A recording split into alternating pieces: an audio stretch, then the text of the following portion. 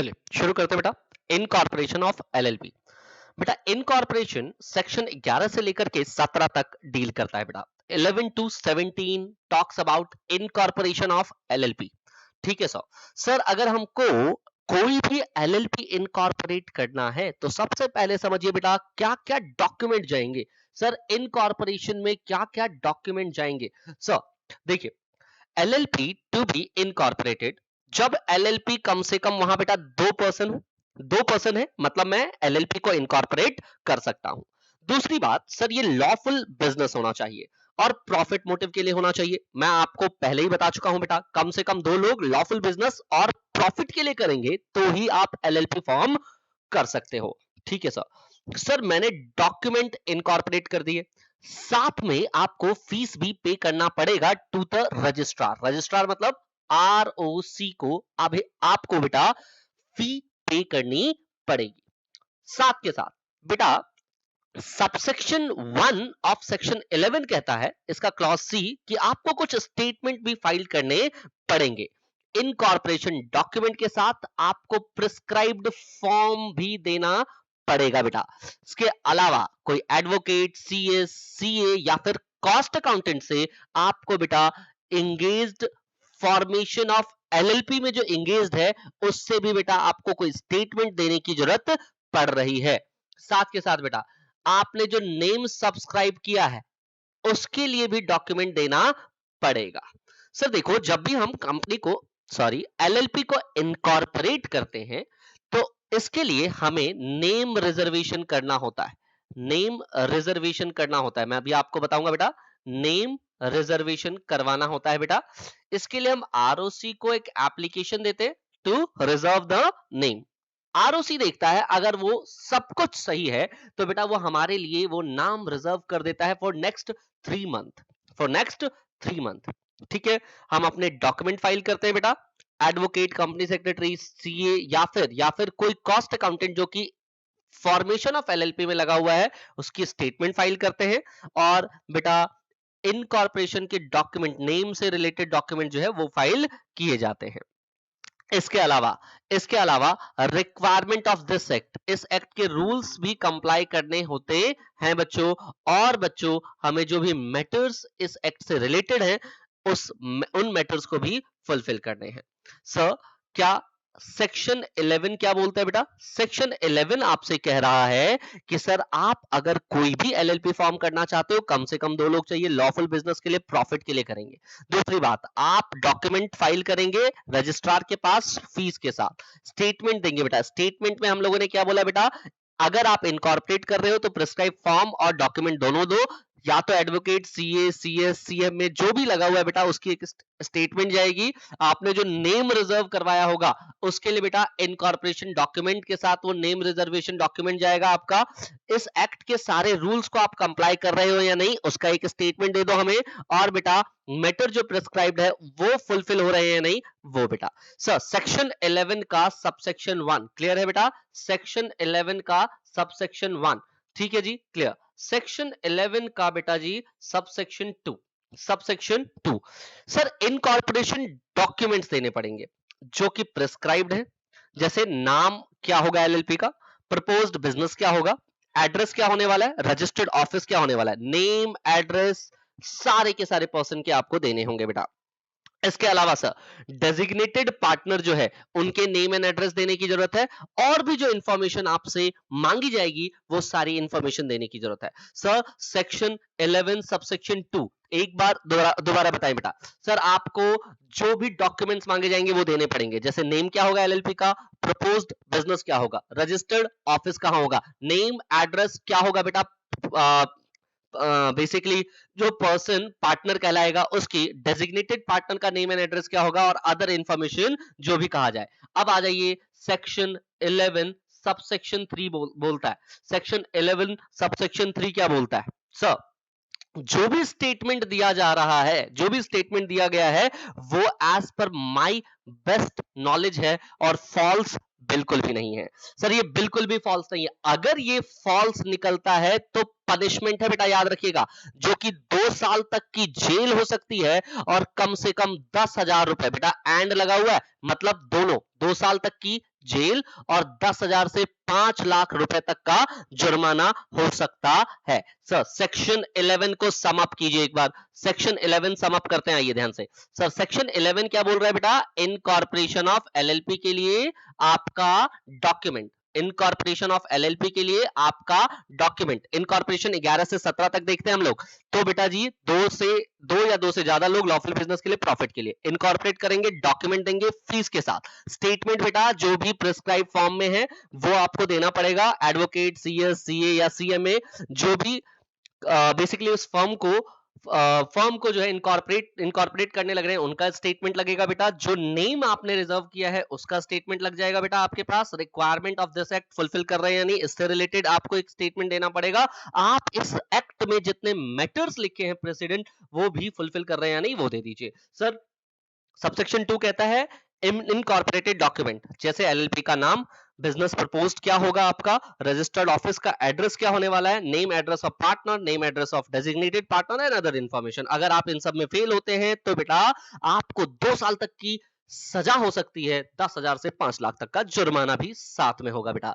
चलिए सेक्शन 12 की तरफ चलते हैं। सेक्शन 12 क्या है sir? Incorporation bye registration, incorporation bye registration. Section 12 क्या बोलता है सुनिए सर। 12 के हमारे पास 4 सबसेक्शन है।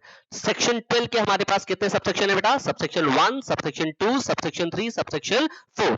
क्या बोल रहे हैं बेटा? When the requirement imposed by clause B C of section 1 subsection 11। आ जाओ बेटा देखो जरा, सबसेक्शन 11 ठीक है, सबसेक्शन 11 सॉरी, सबसेक्शन 1 इसका बी और सी मतलब डॉक्यूमेंट की बात कर रहा है और स्टेटमेंट की बात कर रहा है।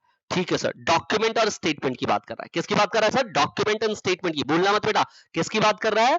Document and statement. ठीक है, कंप्लाइड करते हो जब रजिस्ट्रार के पास, जब आप ये रजिस्ट्रार के पास देते हो तो बेटा जी अब ये रजिस्ट्रार की ऑब्लिगेशन है कि सब कुछ सही देख रहा है अगर, तो 14 दिनों में बेटा 14 डेज के अंदर 40 डेज के अंदर हमें बेटा वो इनकॉर्पोरेट कर देगा। क्या कर देगा बेटा? हमें इनकॉर्पोरेट कर देगा।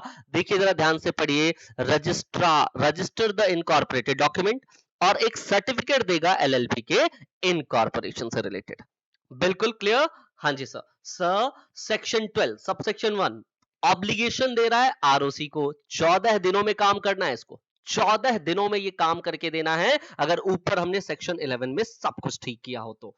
दूसरी बात सुनिए जरा, registrar may accept statement delivered under clause C of subsection 1 clause 11। आपको याद होगा बेटा सेक्शन 11 के सबसेक्शन 1 के क्लॉज सी में स्टेटमेंट दिया जाने वाला था बेटा। बिल्कुल वो जो भी स्टेटमेंट है वो सफिशिएंट एविडेंस माना जाएगा, वो सफिशिएंट एविडेंस माना जाएगा। देखिए मैं आपको दिखा देता हूं सर, जरूर ये जो स्टेटमेंट है बेटा, ये स्टेटमेंट जो है जो भी इनकॉर्पोरेट डॉक्यूमेंट प्रिस्क्राइब किए गए हैं या एडवोकेट, सीएस और सीए वगैरह द्वारा नेम और इनकॉर्पोरेशन वाला और ये सब कुछ, ये सर एक डॉक्यूमेंट माना जाएगा। क्या माना जाएगा बेटा? इंपॉर्टेंट डॉक्यूमेंट माना जाएगा। Sir subsection 3 of section 12 sir, subsection 1 clause B में जो signed by the registrar and authentication by the official seal, यहां पे बेटा जो क्लॉज बी था ना वो रजिस्ट्रार उसके ऊपर साइन करेगा,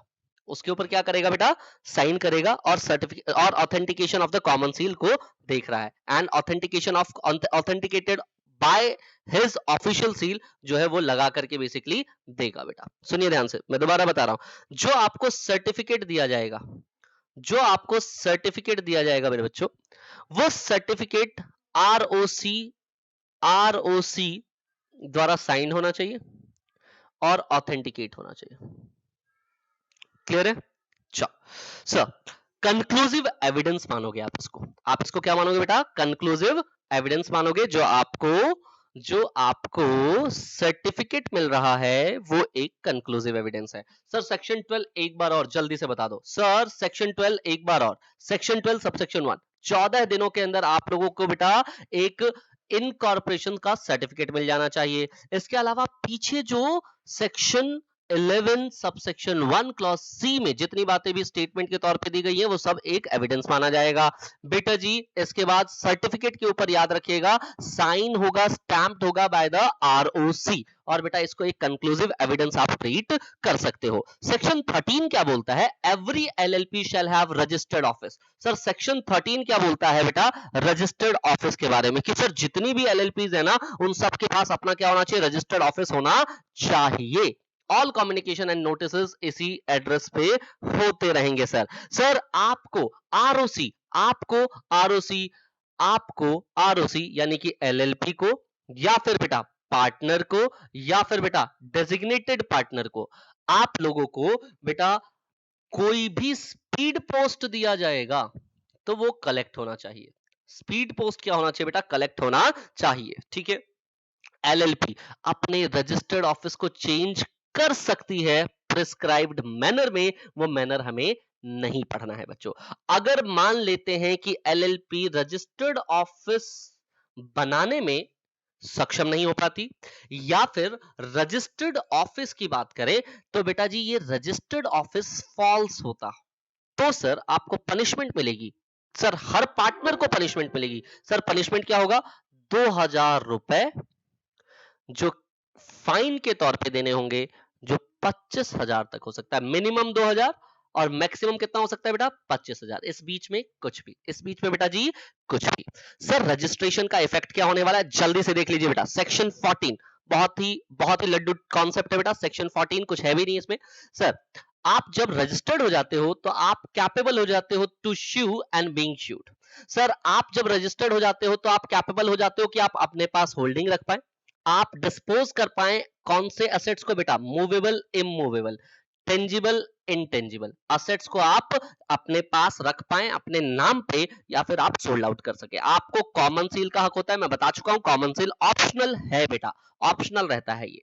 नेक्स्ट सर आप किसी इस एक्ट के जो है ना, इस एक्ट में बॉडी कॉर्पोरेट बन जाते हो बेटा, बॉडी कॉर्पोरेट बन जाते हो, आप बॉडी कॉर्पोरेट बन जाते हो। ठीक है जी, बिल्कुल। सर सेक्शन 15 की बात करते हैं, नेम। सर देखिए ध्यान से, जब भी एलएलपी की बात करें तो एलएलपी नाम के बाद अपने नाम, जैसे एबीसी नाम है बेटा इसका, इसके बाद बेटा एलएलपी वर्ड एक्रोनमी लगाना ही होगा, एक्रोनिम लगाना ही होगा बेटा, एक्रोनिम लगाना ही होगा। मैंडेटरी है बेटा। और सेंट्रल गवर्नमेंट को अगर लगता है बाद में कि ये जो नाम है, ये जो नाम अलॉट हुआ है वो अनडिजायरेबल है या आइडेंटिकल और रिजेंबल है किसी भी पार्टनरशिप फॉर्म से, एलएलपी से, बॉडी कॉर्पोरेट से या रजिस्टर्ड ट्रेडमार्क से, दोबारा सुनिए बेटा, अगर सेंट्रल गवर्नमेंट को ऐसा लगता है कि ये जो नाम अलॉट हुआ है वो अनडिजायरेबल, आइडेंटिकल और नियरली रिजेंबल है पार्टनरशिप, एलएलपी, कोऑपरेट, किसी भी बॉडी कॉर्पोरेट या फिर रजिस्टर्ड ट्रेडमार्क से, तो बच्चों एक आपको कहा जा सकता है कि आपको ये नाम छोड़ना होगा बेटा, आपको कहा जा सकता है कि ये आपको नाम जो है छोड़ना होगा। ठीक है सर। रिजर्वेशन ऑफ नेम की बात करते हैं एक बार, आइए जरा। Reservation of name section 16। Sir आप फीस पे करेंगे रजिस्ट्रार को name of the proposed LLP के लिए। वो वो वो जो रजिस्ट्रार है ना वो चेक करेगा कि क्या ये नाम किसी और को तो अलॉट नहीं किया जा चुका है, और फिर अगर दिखेगा कि ये नाम किसी और को अलॉट नहीं किया गया है तो बेटा आपको ये नाम अगले 3 महीनों के लिए अलॉट कर दिया जाएगा। कितने महीनों के लिए बेटा? अगले 3 महीने के लिए सेंट्रल गवर्नमेंट जो है ये नाम आपको अलॉट कर देगी। मतलब 3 महीने में बाकी का डॉक्यूमेंटेशन करवा करके या तो आप इनकॉर्पोरेट हो जाइए या फिर बेटा ये नाम किसी और को भी अलॉट किया जा सकता है after the expiry of 3 month. ठीक है सर। सर चेंज कैसे करेंगे नाम को? बेटा देखो, नाम को चेंज कैसे किया जा सकता है? पहली बात तो गवर्नमेंट आपको डायरेक्ट करेगी या तो नाम चेंज करने के लिए, तो आप 3 मंथ के अंदर अंदर जो है नाम चेंज करवा सकते हैं। अगर आप नाम चेंज नहीं करवा रहे हैं तो बच्चों आप पे 10,000 से लेकर के 5 लाख तक का जो है फाइन लगाया जा सकता है। ठीक है सर। किसके ऊपर बेटा? बेटा एलएलपी के ऊपर, एलएलपी के ऊपर। ठीक है, ओके सर। और सर डेजिग्नेटेड पार्टनर के ऊपर 10,000 से लेकर के 1 लाख तक का, 10,000 से लेकर के 1 लाख तक का। चलो आगे सुनिए सर, स्टेप्स क्या है इनकॉर्पोरेशन के? देखिए बहुत डीप में तो नहीं दिया, जितना दिया एक बार सुन लीजिए। आप अपना नाम रिजर्व करवाओगे, ई फॉर्म 1 में नाम रिजर्वेशन हो जाएगा। ई फॉर्म 2 आप न्यू लायबिलिटी पार्टनरशिप फॉर्म के लिए सारे के सारे डॉक्यूमेंट्स जो है फिल करोगे, यहाँ पे डॉक्यूमेंट्स दोगे आप, ठीक है, अपने अपने डेजिग्नेटेड पार्टनर्स के, यानी कि पार्टनर्स और डेजिग्नेटेड पार्टनर्स के, ठीक है। सर एलएलपी एग्रीमेंट दोगे आप लोग, ठीक है। एलएलपी एग्रीमेंट नहीं है तो शेड्यूल 1 को अडॉप्ट करोगे आप लोग, और एग्रीमेंट इज रिक्वायर्ड, ठीक है, एग्रीमेंट यहाँ पे रिक्वायर्ड जरूर होता है।